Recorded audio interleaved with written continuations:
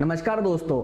आज हम बात करेंगे कि आईटीआर फाइल करते टाइम हम ऐसी क्या मिस्टेक करते हैं जिससे कि हमें इनकम टैक्स डिपार्टमेंट से नोटिस आ सकता है या नोटिस आने की बहुत ज्यादा प्रोबेबिलिटी रिस्क जो रहता है बहुत हाई हो जाता है। तो इस वीडियो में हम ये जानेंगे कि अगर आपने अभी तक आईटीआर फाइल नहीं किया है तो आपको ये मिस्टेक्स नहीं करनी है, और अगर आपने आईटीआर फाइल कर दिया है और जो मैं आगे वीडियो में मिस्टेक बताऊंगा अगर वो आपने करी है तो आप अपने रिटर्न को रिवाइज कर दीजिए, जिसकी की लास्ट डेट है 31 दिसंबर 2023। तो आइए वीडियो को स्टार्ट करते हैं। तो हम सबसे पहले बात करेंगे सैलरी वालों की। देखिए, सैलरी वालों को दो तरीके का आईटीआर फॉर्म्स फाइल करना होता है, आईटीआर 1 एंड आईटीआर 2।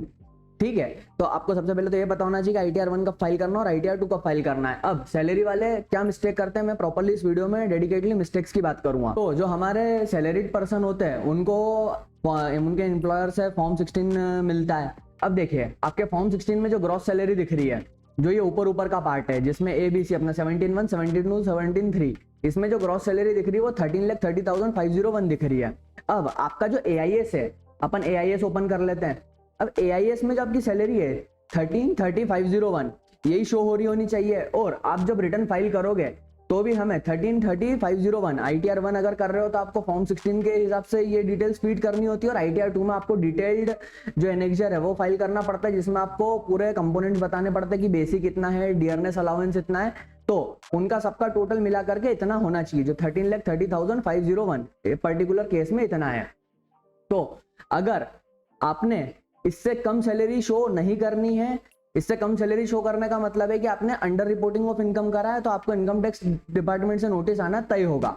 मैं यहाँ पे बात कर रहा हूँ ग्रॉस सैलरी की, जो हमारे फॉर्म 16 में जो दिख रही है ना ग्रॉस सैलरी। यहाँ पे हमने सेक्शन 10 के किसी भी डिडक्शन या अलाउंस की बात नहीं करी है, ना ही हमने यहाँ पे चैप्टर 6 के जितने भी डिडक्शन और अलाउंस है उनकी बात करी है। तो ग्रॉस सैलरी जितनी दिख रही है उतनी ही बतानी है। अब सैलरी वाले जो एम्प्लॉइज जो रिटर्न फाइल कर रहे हैं वो मुझसे पूछेंगे कि सर क्या हम एग्जाम्पशन जो सेक्शन 10 में मिलती है या फिर जो हम डिडक्शन है जो 80C 80D जो चैप्टर 6 की डिडक्शन है, क्या वो हम हमारे जो फॉर्म 16 में क्लेम कर रहे हैं क्या उससे ज्यादा क्लेम कर सकते हैं? देखिए, आप बेशक बेफिक्र होकर ज्यादा क्लेम कर सकते हो, पर प्रॉपर डॉक्यूमेंट्स आपके पास में उन सारे डिडक्शन के एवज में होना चाहिए। जैसे कि आप अगर HRA क्लेम कर रहे हो और अगर मान लो ज्यादा क्लेम कर रहे हो, मतलब कि आपके पास प्रॉपर डॉक्यूमेंट होना चाहिए। अगर आपने 80C में कोई डिडक्शन लिया, 80D में अगर मेडिक्लेम वगैरह आपके पास में होना चाहिए, तो डॉक्यूमेंट सपोर्टिंग डॉक्यूमेंट आपके पास प्रॉपर होने चाहिए। पर जो मैंने सैलरी की बात करी वो तो इतनी क्लेम करनी पड़ेगी, क्योंकि वो फॉर्म 16 में शो हो रही है, उससे आप कम क्लेम नहीं कर सकते हो। बराबर क्लेम तो करोगे,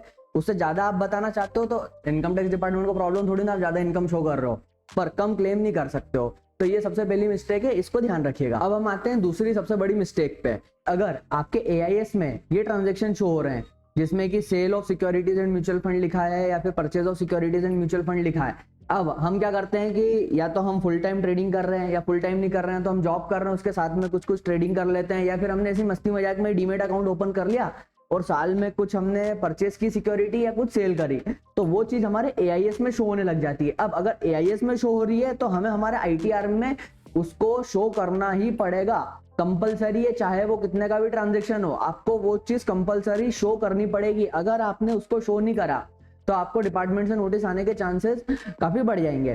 तो अब यहाँ पे हम क्या करते हैं कि जो हम इसी में से ही हम ले सकते हैं कि इनके जैसे कि ट्रांजेक्शन हो रहे हैं कि लॉन्ग टर्म कितना है, शॉर्ट टर्म कितना है, सेल कितनी है, परचेस कितनी है, तो ऐसा नहीं करना है। जो भी प्लेटफॉर्म पे ट्रांजेक्शन कर रहे हैं, लाइक जैसे कि जीरोधा पे हमने ट्रांजेक्शन करा है, अब जैसे ये जीरोधा का P&L आ गया हमारे पास में, ठीक है। अब हम यहाँ पे इक्विटी सेक्शन में चले गए, यहाँ पे इंट्राडे की अपना दिख रहा है, शॉर्ट टर्म दिख रहा है, लॉन्ग टर्म दिख रहा है। तो हमें शॉर्ट टर्म को शॉर्ट टर्म में जाकर के हमें रिपोर्ट करना है, उसमें कुछ नहीं करना होता है। आपका टोटल लगा लो सेल का, टोटल लगा लो परचेस का, और अगर आपके कोई स्टैम्प वगैरह के खर्चे हो तो एक्सपेंडिचर में आप उसको शो कर सकते हो।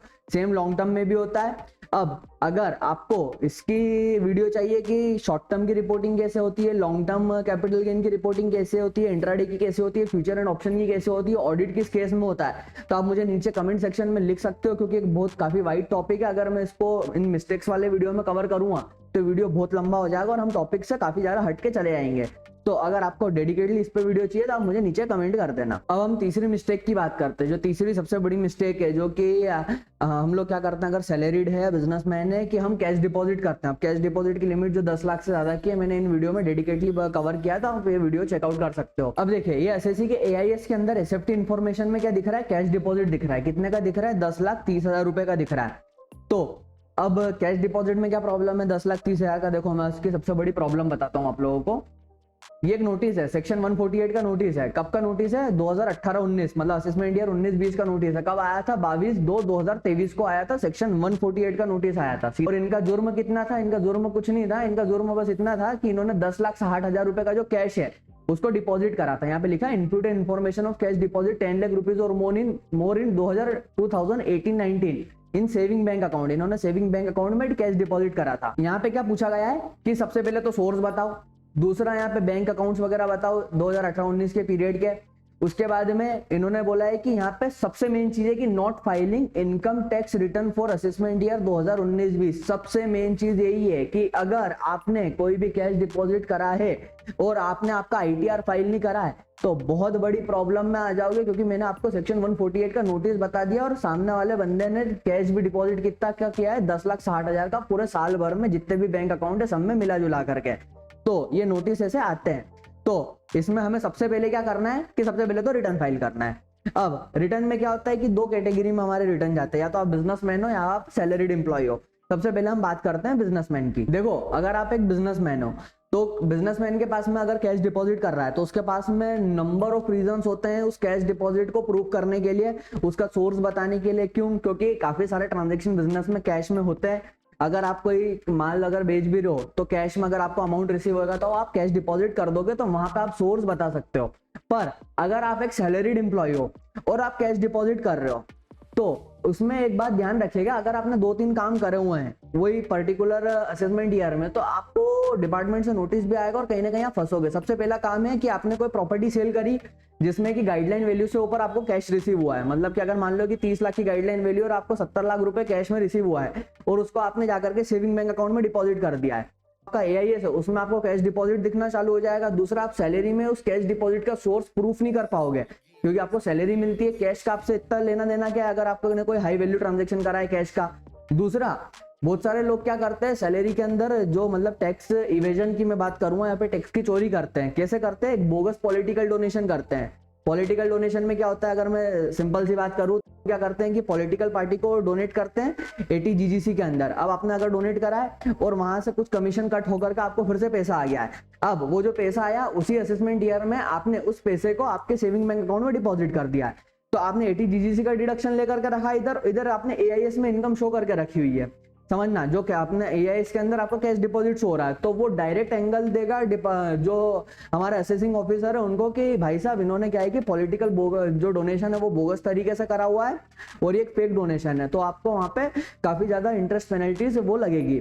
तो इस बात का ध्यान रखिएगा। अब क्या और भी कोई से ट्रांजेक्शन होते हैं कि अगर हमने वो करें और हमारे एआईएस में शो हो रहे हैं तो हमें नोटिस आता है। देखो, एक क्रेडिट कार्ड वाला ट्रांजैक्शन होता है। क्रेडिट कार्ड के ट्रांजैक्शन में क्या होता है कि अगर आपने 10 लाख से ऊपर जो क्रेडिट कार्ड का बिल आया, अगर उसका पेमेंट कर रहा है किसी भी मोड में कराओ, कैश में कराओ या फिर आपने डायरेक्ट नेट से ट्रांसफर कराओ पैसा, इलेक्ट्रॉनिक मोड में आपने पैसा ट्रांसफर कराओ, तो वो चीज आपके एआईएस में शो होने लग जाती है।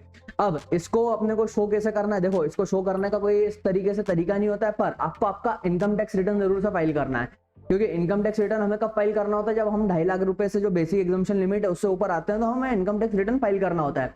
तो अगर आप ऑन सेम टाइम अगर आप कोई क्रेडिट कार्ड यूज कर रहे हो और आप 10 लाख से ऊपर का पेमेंट कर रहे हो, मतलब 10 लाख से ऊपर का खर्चा कर रहे हो, तो सीधी सी बात है आप कुछ ना कुछ तो कमाई रहे होंगे, तो वो चीज आपके एआईएस में शो होती है, तो उसमें आपको आईटीआर फाइल करना मैंडेटरी होता है।